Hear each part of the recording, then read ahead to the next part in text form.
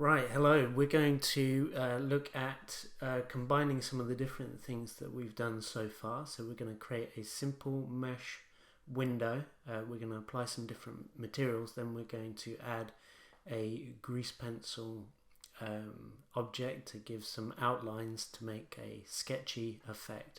So the first thing we need to do is press X or backspace to delete this cube, and there's the cube gone.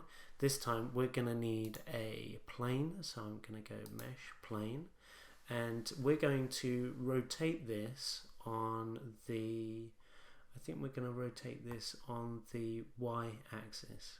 Okay, so I'm going to go to my camera view by pressing 0, and I'm going to rotate this object on the Y, so I'm going to press R and Y and 90.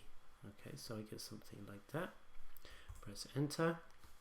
I'm also going to scale this a little bit in the Z axis, so I'm going to press scale, and that's S key, press Z, and I'm just going to scale that up a little bit. Okay, so that's looking quite good.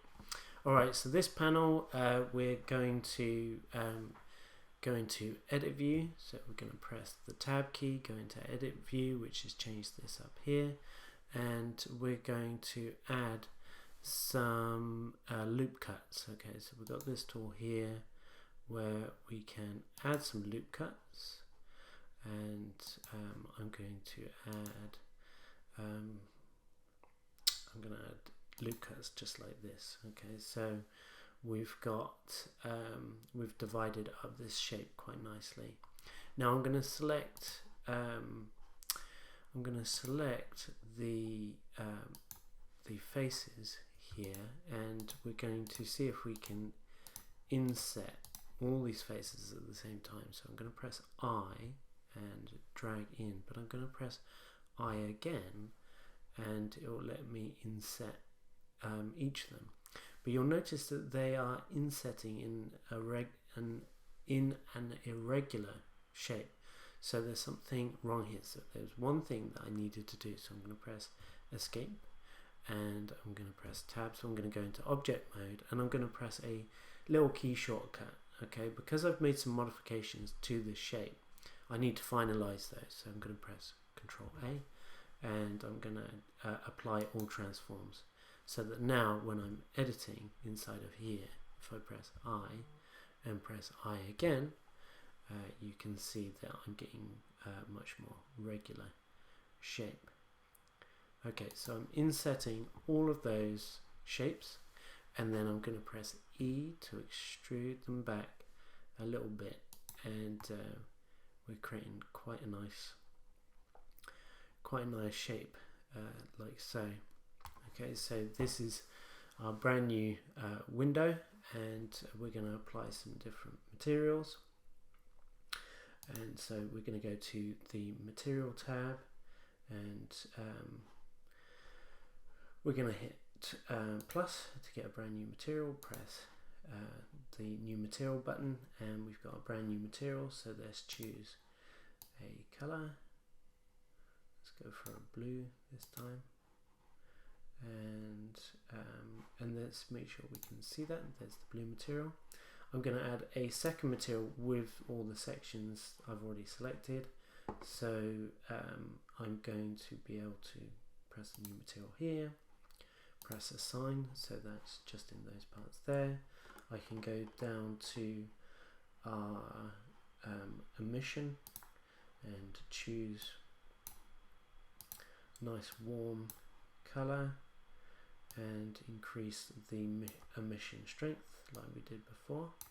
Let's go into our render engine and add the ambient occlusion bloom and screen space reflections.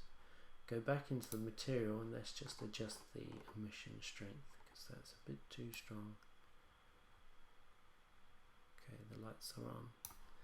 Okay, so we've got a nice looking window there. I'm going to go back up here.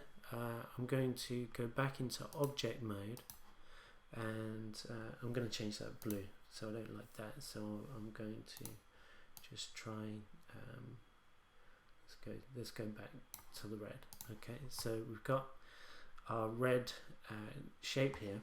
Now I want to show you these outlines, these sketchy outlines that you can create, and you can do that by adding a grease pencil object. So all you have to do is press add, go down to grease pencil and choose stroke.